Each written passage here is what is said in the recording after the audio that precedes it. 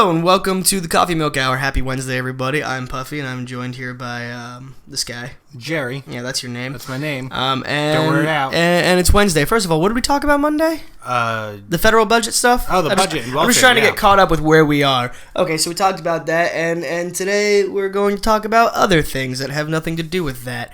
Today, we're going to talk about paranoia. America's paranoia specifically. Paranoia in America, if you will. That's exactly what I just said. Isn't it?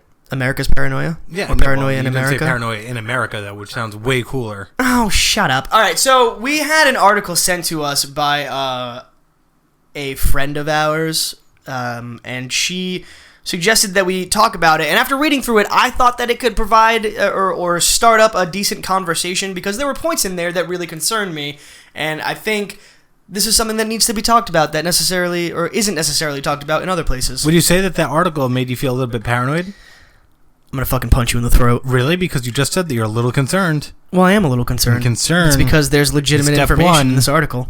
On the road to paranoia. So this article is about a group of people called, they call themselves targeted individuals. And basically the premise here is that they feel as if the NSA, the government, Big Brother, the Freemasons, the lizard people, the Men in Black are targeting them. Russians. To systematically ruin their life. Chinese.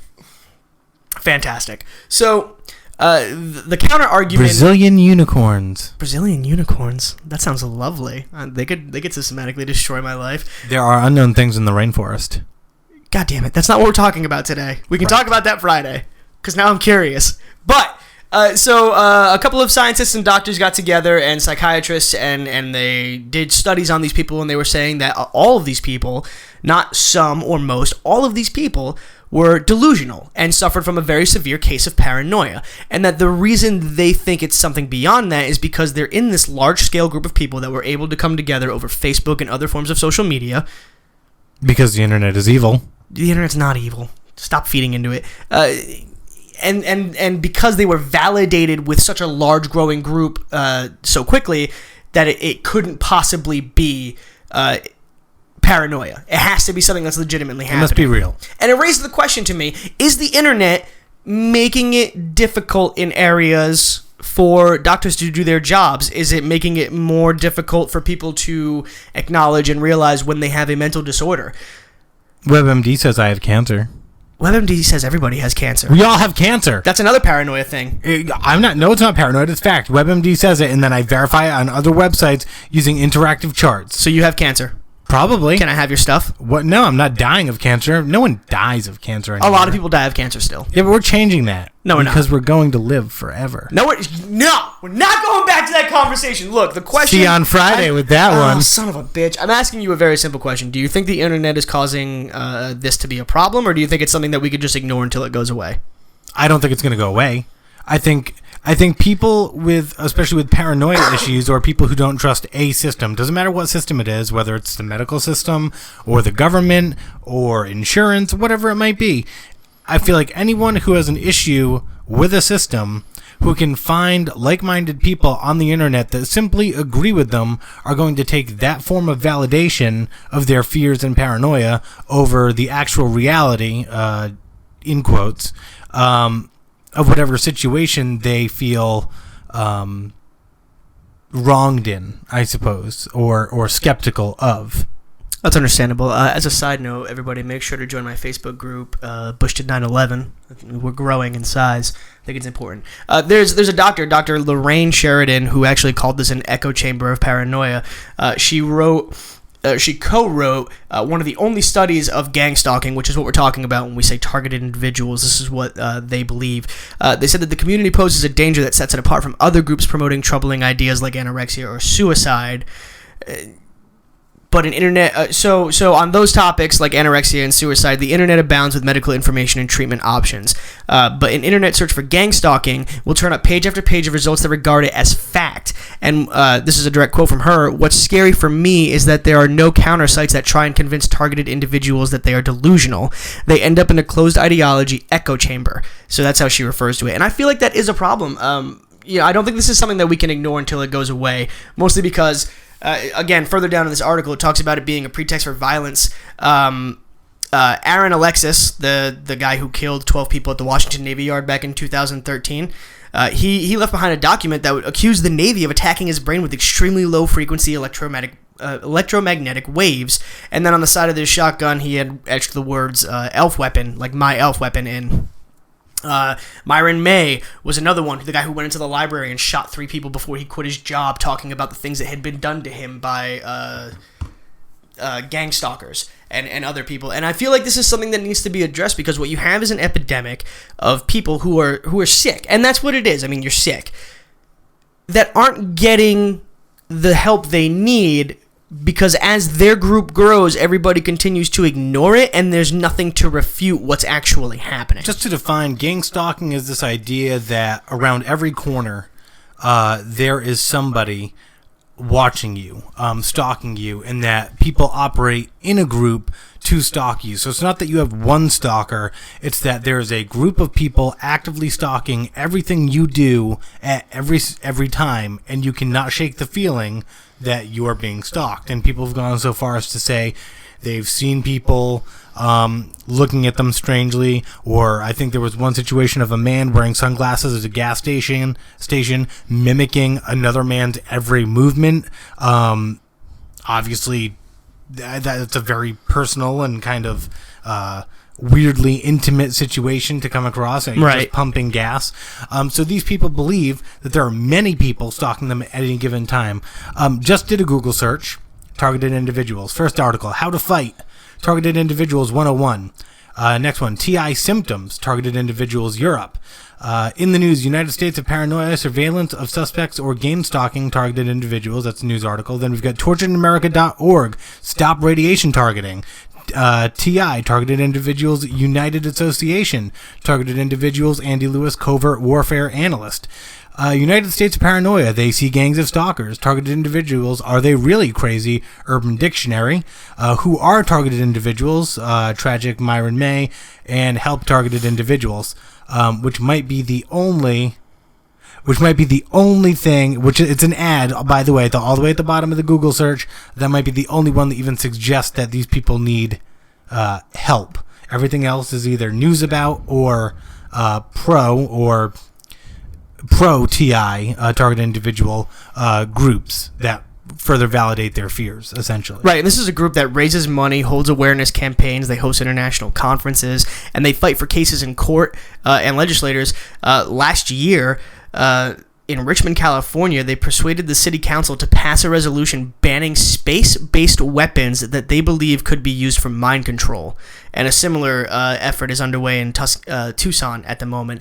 And I'm concerned. Like, I'm a person, I suffer from a mental disorder. You know, I was able to recognize that something was wrong, and I went and I got the help that I needed. Do you feel like people aren't getting help because people don't care about what's going on right now? Because, like, this is something that's escalating as it's going on. I don't think a lot of people really know about this, but it's something that's escalating in violence, in movement, and it can pose a very serious problem when you have a large group of people. I mean, right now they have an estimate of over 10,000 members. Well, 10,000 people who think they're suffering from this condition or are being actively stalked. Right, and now they're banded together and they're demanding recognition on the basis of shared paranoias. So, like, not only are they not getting the help they need, but they feel like it can't be paranoia in the terms of a mental defect because we're all sharing the same things. Now, to be fair, even the group disagrees as to, like, who's targeting them. Like I said earlier, some say it's the Freemasons, some say it's the lizard people, some say it's this, which should be an obvious sign. But when you're suffering through a breakdown, right, or an episode, if you will, and no one's there to tell you, hey, you need help, this isn't actually happening, like we need to get this person help, but instead are surrounded by hundreds and hundreds of other people who are having some similar episode, that's only going to get worse. I feel like this is something that needs to be addressed. Well, so I just want to read an excerpt from the top page of that first Google site, the How to Fight, which looks like it was written by someone who has experience with being a targeted individual, from this article. All targeted individuals are subjected to a barrage of criminal acts, some of which they may not be fully aware. If targets are true TIs, their phones will be tapped, their computers will be hacked, and their mail will be monitored. What can victims do to defend themselves? Halt electronic stalking and mind-controlled, or ESMC, activities, apprehend the cowardly perverts who carried out, and punish them and their accomplices. So just from this intro statement, these people believe not only are they being monitored through surveillance and just people stalking them, they believe their phones are tapped. They believe their computers are hacked. They believe that their mail is being monitored. They believe that their minds are being manipulated through electromagnetic pulses or electronic pulses to the point where they don't even have access to their own private thoughts anymore because their brains are in some level being controlled. So we're not just talking about, hey, I think someone's following me. We're talking about their entire world has been turned upside down by the notion that they're being stalked by essentially men in black with sunglasses. It certainly sounds like a mental condition. I can see how, much like a conspiracy theory, take UFOs for instance. Someone says, I saw a UFO, and then someone else says, well, I've seen strange things in the sky. Well, I've seen strange things too. Oh, here's a video of something that looks really strange. UFOs must exist. In the sense of aliens, right? And even though we don't have any real empirical evidence that's like, oh, yep, that was definitely a spaceship, people still buy into the UFO thing, right? And people are paranoid about aliens, and people are paranoid about abduction and things like that. And those are storylines that have kind of been around in our culture for years and years and years, even though we have very little evidence, actual evidence, to back up any of that exists.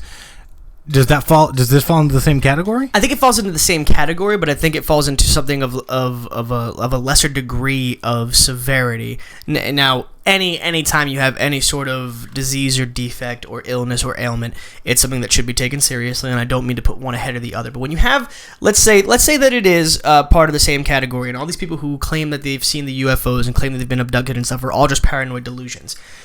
There's no potential harm there, and there's no history of violence from anybody, in my knowledge, and fact check me on that, who have been probed by aliens. I'm sure there has been, but like nothing to the effect of shootings and murders like Myron May or the other guy whose name is slipping my mind right now. So while they could be the same thing, I feel like they're on varying levels of severity. You know what I mean? Like, it's just one could be super, super dangerous, and one is like, okay, we should probably check this out, but, like, how do you prioritize it? Here's the thing. Here's what's interesting to me, and just from a logical standpoint. We're talking about people who believe that they're being gang stalked. We're talking about 10,000 different people who feel like they're being gang stalked. Yes. Just for the sake of argument, let's say that each one of these people is being stalked by a gang of a minimum of 3 people. I don't think 3 is quite a gang, but 3. That means that there are 30,000 stalkers out there just for these 10,000 people. Specifically to these 10,000 people, because I'm sure there's more than 30,000 stalkers in America. Right, but these people are dedicated stalkers. They go into work every day. They put on their suit jacket and their sunglasses. They think, man, we're going to fuck with this guy today. All right. And then they go to work, all 30,000 of them. Who knows where their offices are? And they're using these electronic signals to control people's minds. But they're targeting specific individuals, so they must have some really weird advanced devices to be able to do that. That seems very, very intricate. It seems not only intricate, but it kind of seems impractical and maybe a little bit logistically challenging. How do all those people keep quiet about their secrets? 30,000 people. I mean, they all keep quiet. They're all like go to work and like, hey, I'm gonna go work at the grocery store on to stalking people. Like, I think aliens are more feasible because at least aliens are supposed to have advanced technology, right? Like aliens come down and they laser beam you up into their ships and they abduct you and then they return you. And they can do that because they're aliens. But people, 30,000 people are stalking other people and like no one's making a mistake and like they don't have a headquarters. Well, be like that's what your job is, right? Is to not make a mistake. Yeah, but like they're going to make a mistake. Yeah, but like, what about when the CIA makes a mistake? It still doesn't change the fact that the CIA, air quotes, technically doesn't exist. Yeah, but it still exists. Yeah, but why would we dedicate resources? What if it's the CIA stalking these people, using the mind control waves for future warfare? For what? For future warfare strategies against the enemy. The CIA and the FBI can't even do the job they're supposed to do correctly. Never mind to have this like highly secretive number of people stalking other individuals for some unknown reason. It just seems. I'm willing to get behind the notion that there are some people out there who have paranoias or who are paranoid about certain things, and they're right. Okay? But these people need to go to a psychiatrist.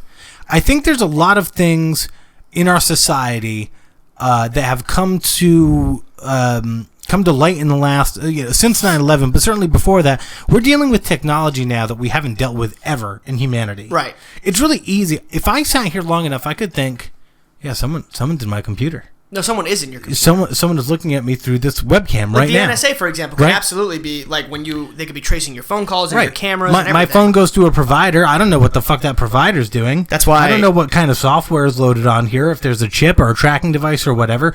I could sit just in this room and be like, I'm being watched on a webcam. My phone is being tracked. They're listening to this show right now, and they have access to every single text message that I've sent.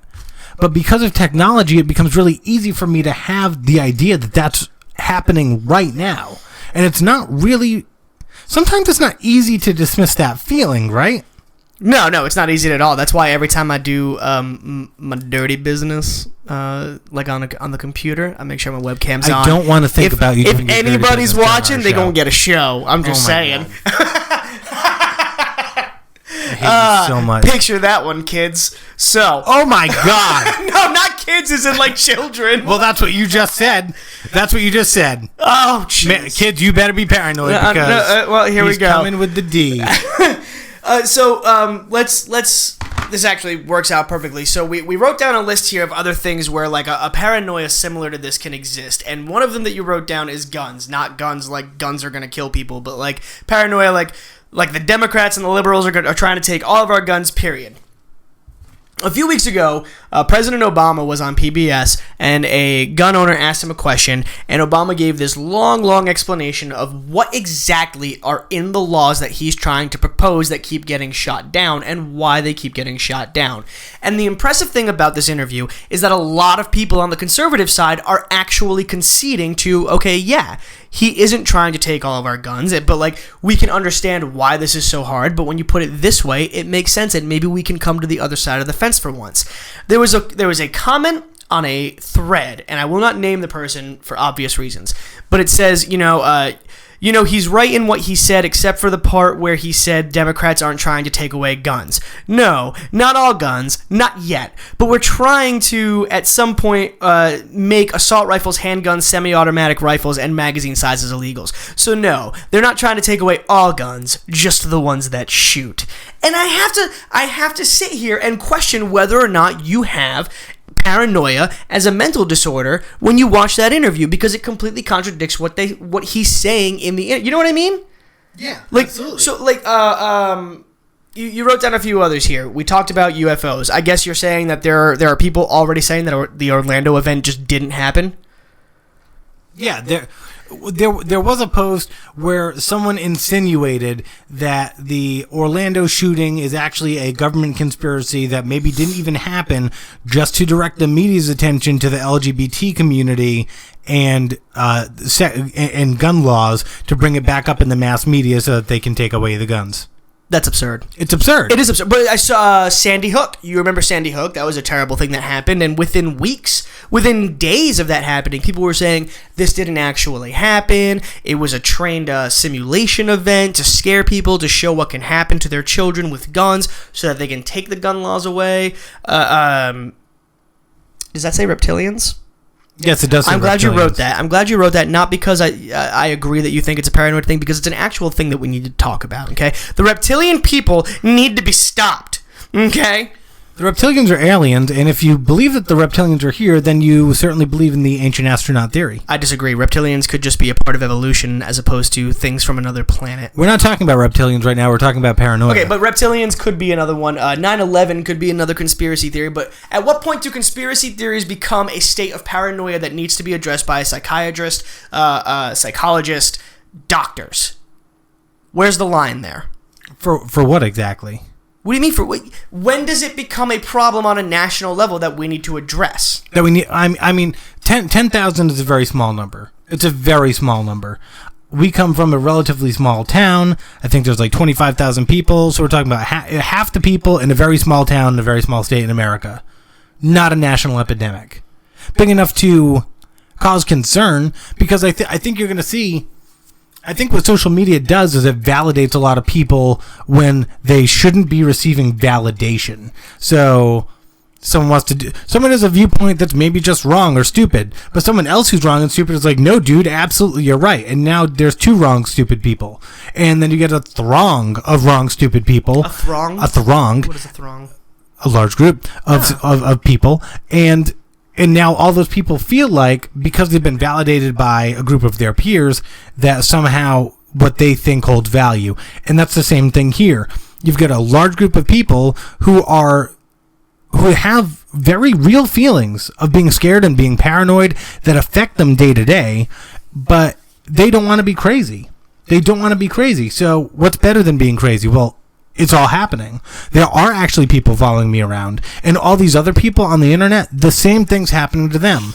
I'm not crazy. This is real. I'm not delusional or schizophrenic. This is actually happening. And now they can kind of go about living their everyday life because they think they're actually being stalked.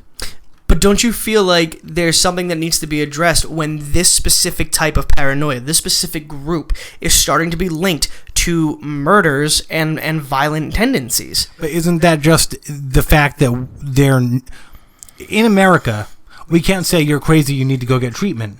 You need to go seek the treatment. And even if you go seek the treatment and you check yourself into an institution, you might just check yourself out.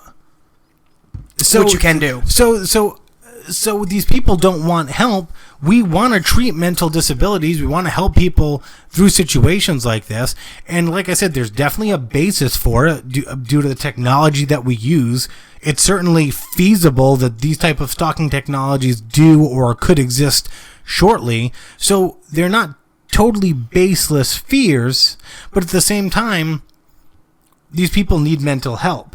If they're not willing to seek it, that's where it gets dangerous. Because, A, you don't know if they're dangerous as society. Well, statistically, those with paranoid delusions aren't actually usually violent. It requires some sort of trigger. But the more people you put in a group with the same delusion, the more likely it's going to be to cause a violent outrage. I just wanted to put that out there so we're not saying, like, people with delusions are violent. That's not what we're saying. But, I mean, we obviously have an epidemic in this country of mental disorders going untreated. This falls into that category. So mental disorders, it's tough. There are times where I think, okay, if you're crazy, you should be admitted and you shouldn't be allowed to leave until you've gone through at least some type of primary course of treatment. Isn't that something along the lines of martial law? It's or like a martial law. It's not martial law, but it's certainly taking away someone's right, essentially, to their own body. So that there's a gray area there.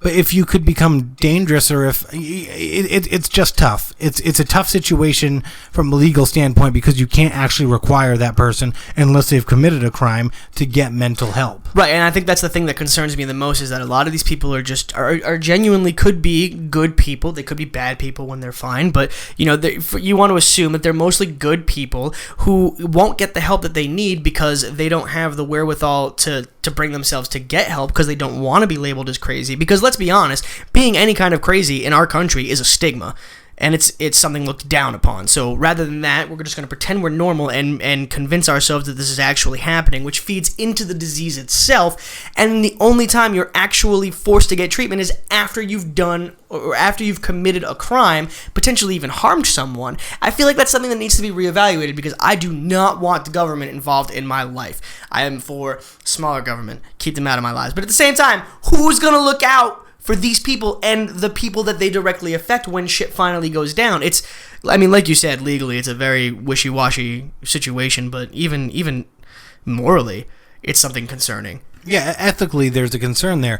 The problem is this stuff is happening. Yes. Like, this is happening. maybe not to these 10,000 people, but wiretapping? Yes. Is your phone tapped? Yes. Can you be tracked geographically on your phone? Yes. Can a hacker hack into your computer and hack your webcam and watch you while you're naked or doing whatever you're doing? Yes. Enjoy it. All of that stuff can happen. Everybody knows that stuff can happen. Usually it happens for a reason, though. Usually you're a suspected terrorist or you're suspected of committing a crime, and there's a reason that the NSA or the FBI or whoever is stalking you in that manner. And then hackers are just perverts, and those are the guys who are in your cameras and computers, and they're going to steal your identity.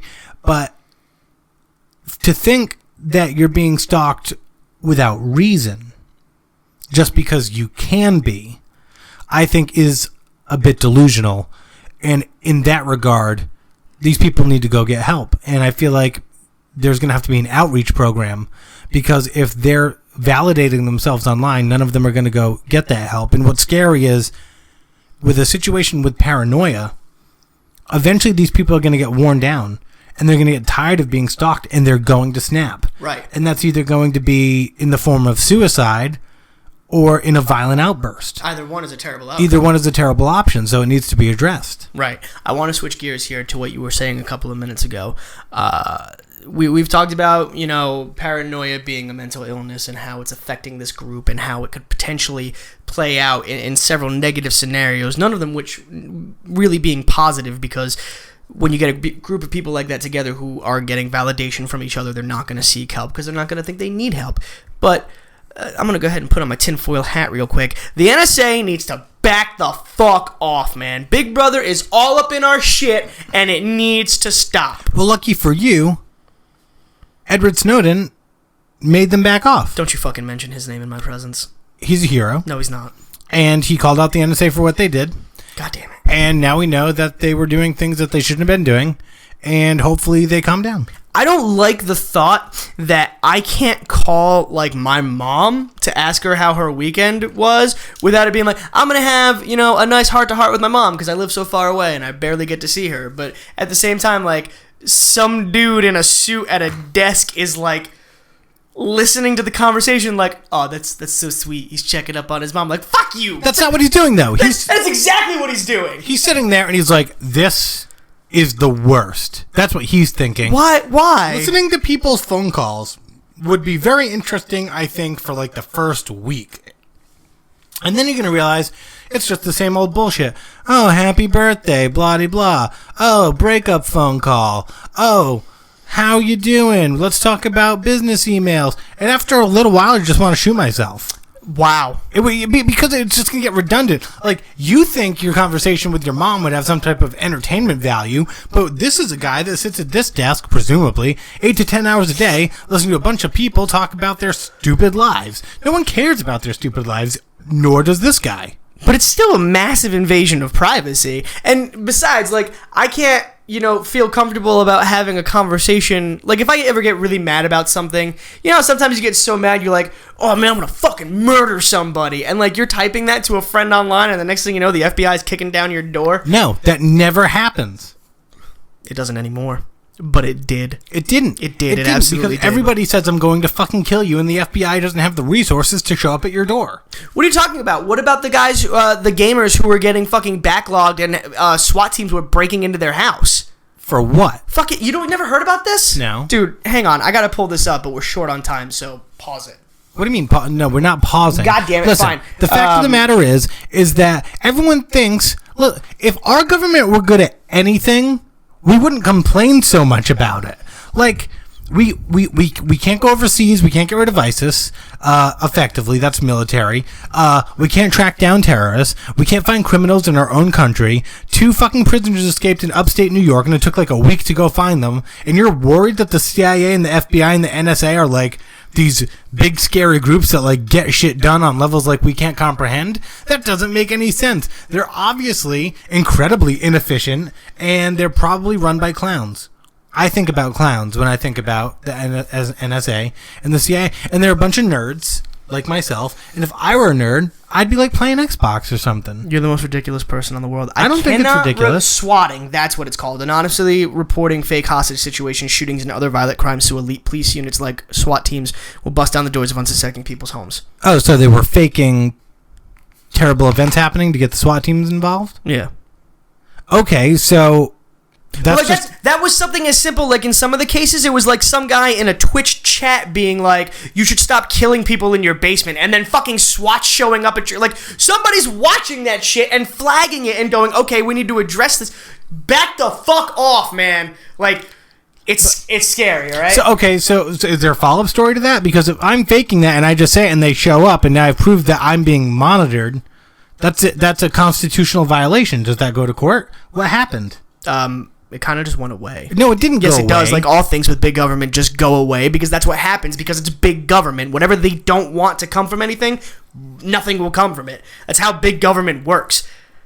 That's literally like, okay, yeah, we spent the whole episode talking about how, like, this is kind of delusional and crazy, but now that we're sitting here, I'm going to jump on the crazy train. Big government is all up in our fucking business, and it needs to stop. I don't trust them. Maybe it should continue. Should continue what? Maybe it should continue. Maybe the government should be involved in everything. Get the fuck out of here. The government knows best. I pledge allegiance to the government. I'm jumping out the window. Of the United States. Thanks for joining our show this Wednesday, everybody. I'm not really sure what we talked about today, but, we'll be back Friday with a Freestyle Friday. If we're not killed by fucking stalkers. Well, if fucking SWAT doesn't show up at our house in, like, 2 minutes, like, watch, I'm going to say this, I have a bomb, and then we'll see if the FBI is listening to this podcast. Okay, I think we should talk about Edward Snowden next week. So, with that, I'm Jerry. I'm Puffy. And this has been the Coffee Milk Hour. Happy Wednesday, everybody. It's almost Friday. Bye, everybody. Have a beautiful time.